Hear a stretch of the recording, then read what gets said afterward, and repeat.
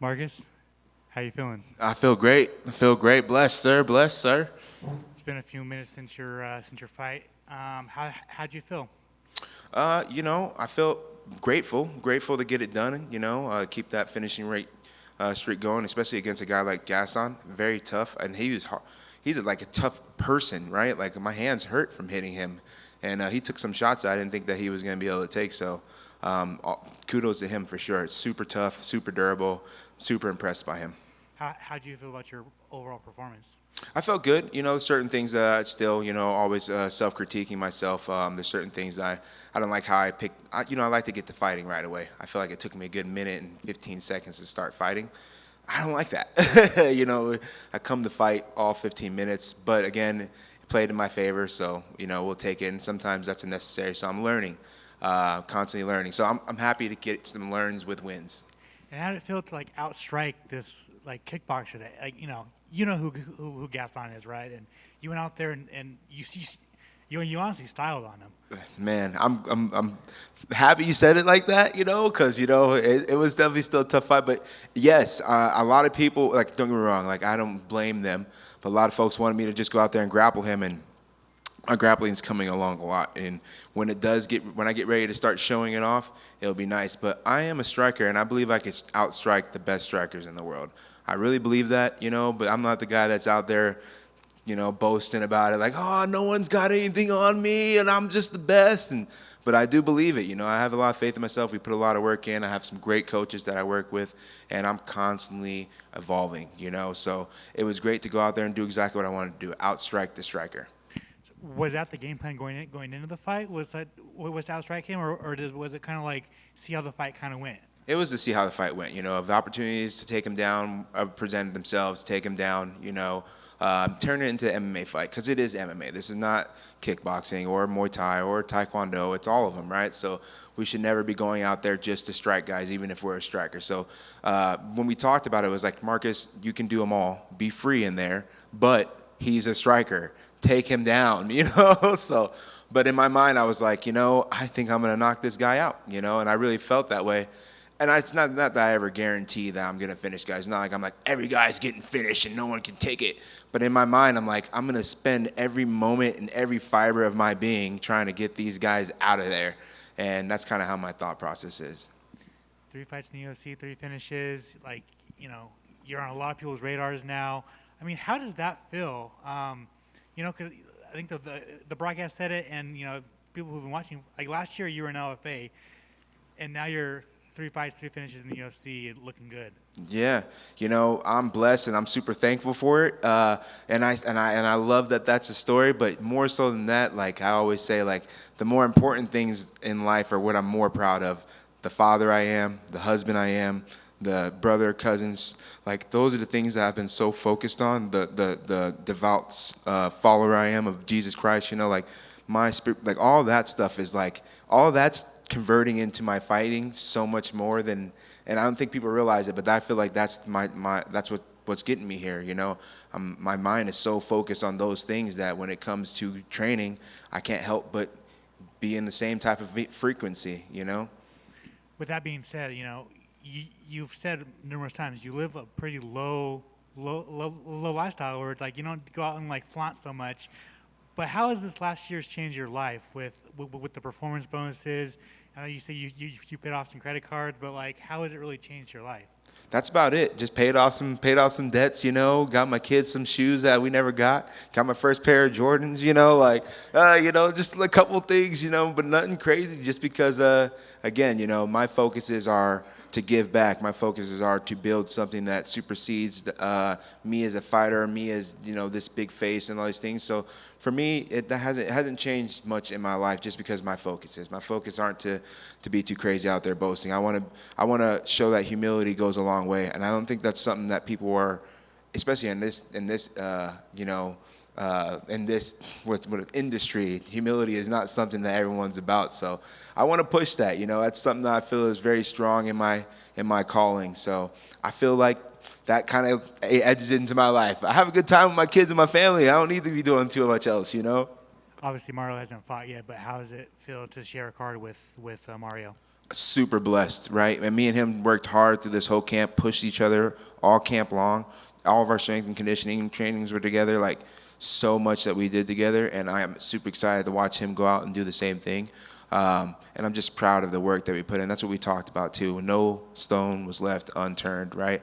We can go out here and be free every time as long as we do that. As long as we put all of our heart, all of our soul into the people around us and pour ourselves into them as they pour into us, we can go out here for this 15 minutes and be free. And finally, for me, when would you like to return? And your next fight's got to be in front of a crowd, right? Got to be in front of a crowd, right? Like, I don't see how it can't, you know. I thought this one should. This is going to be a banger. I knew it was going to be a banger, Gaston. I am telling you, I have so much respect for you guys. I don't just say. A lot of people say things. I don't just say things to say them. I respect these guys. These guys put a lot in their whole life in this. So, yes, we're going to need a crowd. I'm thinking probably April, sometime in April is when we'll return. We'll see how everything lays out, make sure we get back, make sure we're healthy, spend the time with my family that I keep telling them I'm gonna do. We hang out and we spend so much time together regularly, so I'd be like, oh, we're good, but like they're getting older. I need to take them some places and make some memories. It can't just be, hey, we just have fun together, you know? So we're gonna do that first. Thank you. Like Alex just said, next one has to be in front of a crowd. You're 3 for 3 in the UFC and 5 in a row in general. Is that next one has to be against a ranked opponent for you, or is it just whatever the UFC gives you? Man, you're kind of trying to move me fast over here, huh? It's not that I'm against it, no, but I don't think I'm ready for that yet, to be honest. You know, I'm a man of his word, and I think I have to do my work, right? I'm not trying to skip over anybody. There's a lot of killers in this division, a lot of undefeated guys that you see out here that deserve that over me, you know, and I'm here to do my work. I said it before I got in the UFC.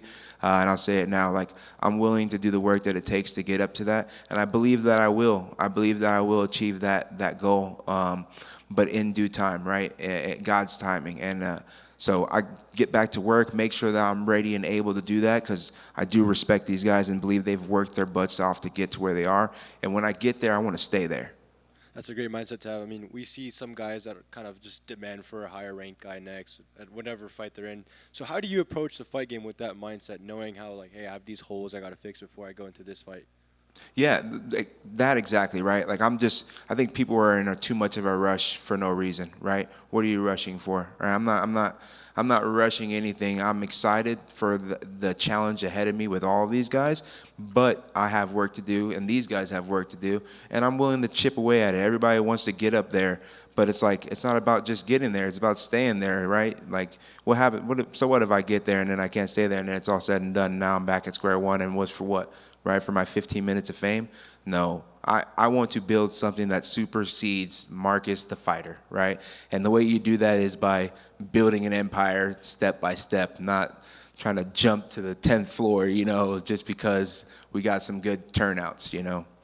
Yeah, for sure. And obviously you're sharing the card with Mario Bautista, like we just mentioned, but another fellow MMA lab fighter will be defending his title in March, Sean O'Malley. So how do you see that fight going with Cheeto in the rematch? Yeah, I always got to go with my teammates. You know, I love my teammates. You know, Cheeto is a beast. You know, I have a lot of respect for Cheeto and his game and his credentials, right?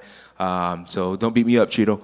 But yeah, I got Suge. You know, I got Suge getting that W. I think that he has the tool set to get that finish and to get Cheeto out of there. So I do believe Suge is going to get that done in March.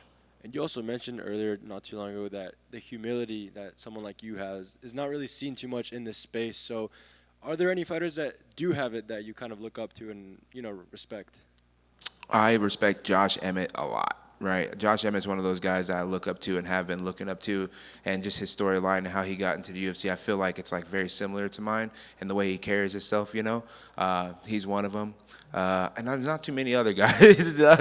Not too many other. Not to say that they're not, like, I'm sure there are, but there's not a whole lot. You hear a lot of guys that are just like, everybody's trash, everybody's garbage. I'm the best in the world, and I'm like, I'm not hating, guys. I'm not hating. Do your thing, you know. But we're human beings, you know. That's how I feel, you know. I'm just a human being, so that's just how I feel about it, and that's not something that I guess this is not one of those sports where people want to feel that way. They want to feel like they got to push that type of mentality where it's like, I got to just tell everybody that I'm just the ish, and maybe you are, maybe you're not, but we're all going one way, you know.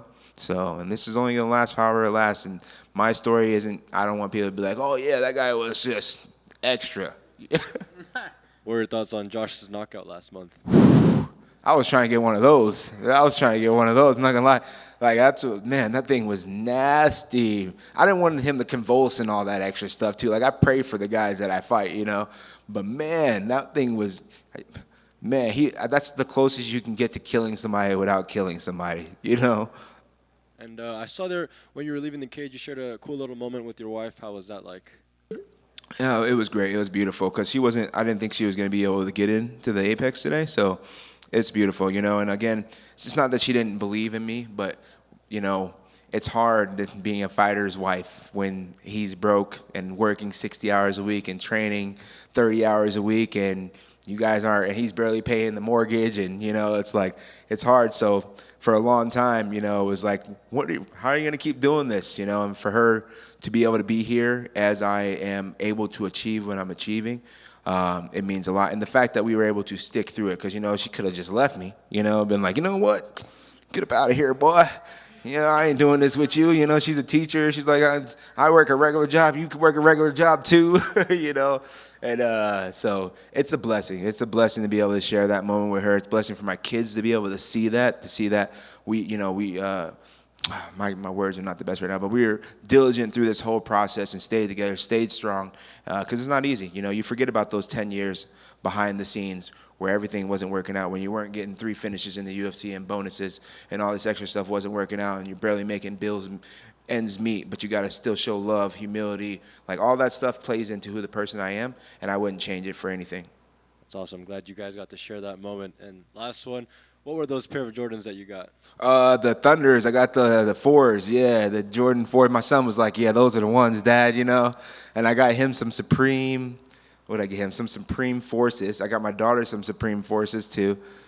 So that they got their first best pair of shoes when I got my first best pair of shoes. So that's pretty cool too, So because I don't really do that type of stuff. I'll get me some Vans, some Etnies, I'm gonna skate them. So those are what I got. But they're dope. The yellow and black ones, the Bumblebees. I do like them. They're at the hotel right now. So bonuses will turn you into a sneakerhead, huh? Yeah, maybe. Maybe one more pair. No, you're talking me into something now, aren't you? No. Congratulations. Thank you so much. Marcus, it seems like every time I come here, you're fighting. This is 3 times in a row I've been here, and you're on the card. So I'm on Team McGhee now. Congrats on the win, bro.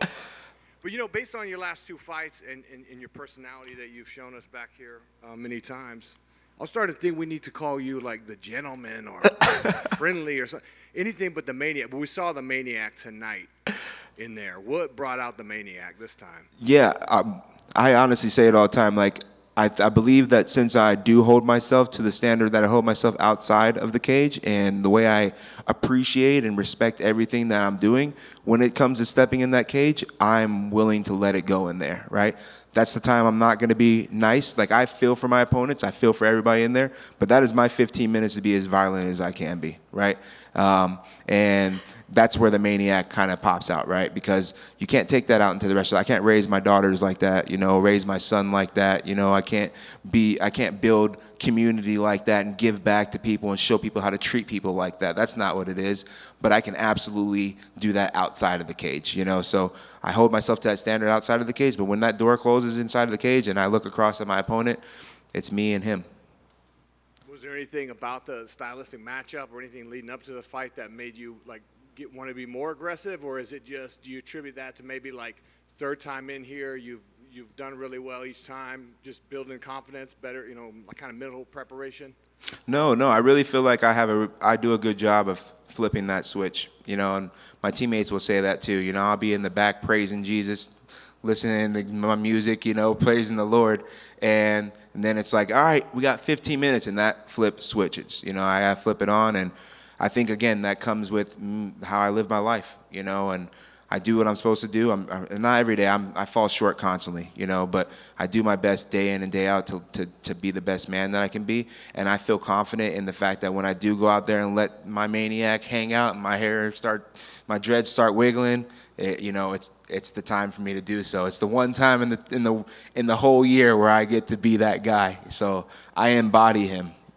Yeah, I just noticed an increase in intensity, and then you had mentioned after the fight that you really wanted to kind of branch out and test yourself? Because we've seen what you can do with your submissions and your knockouts, but you really wanted to kind of just stand and bang and improve, get those miles in, on the big stage. Yeah, well, I feel like we keep calling it the test, right? Like, we do all this homework, we do all this work. We're in the gym, I'm doing all this strength and conditioning. We're working so hard constantly. Now it's time to take the test. I want to go out there and take the test and do my best on the test, right? And challenge myself for the test. I always ask, I always say, give me the strength to endure a hard life, not an easy life, right? I'm not asking for easy things. I'm not asking for things to be given to me, but I do want the strength and the durability to be able to deal with it when it comes, And I think you get those things by going through them, right? You got to go through the fire, and the fire will build you. And I feel like that's what I'm working on right now, is just building myself through the fire. Awesome fight. We look forward to the next one, man. Thank you so much. I appreciate it. Quick one for me. You mentioned the wife being a teacher. Yeah. So she's schooling people in classroom. You're schooling people in the octagon. Yep. That's what we say. That's what we say. If the kids ever get out of line, does she say like, "Hey, you guys know who my husband is, right?" Yeah, I had to go in and drop a couple kids a couple times. That spinning heel kick. I worked it on like maybe 4 fourth graders before. I won't say their names or anything, but they had it coming.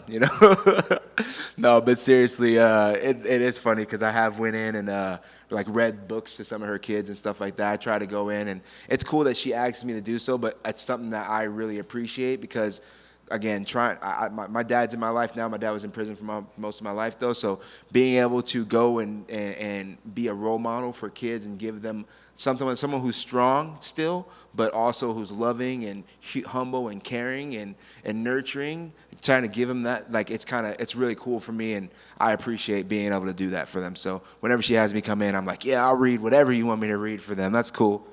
Awesome, man. You guys are doing big work. Thank you for giving back to the community. Thank you. And congrats on that win. Thank you so much. I appreciate you all. All right, we good. All right, I got a hot 16 right quick. No, I'm just joking. And he can rap. No, I'm just joking.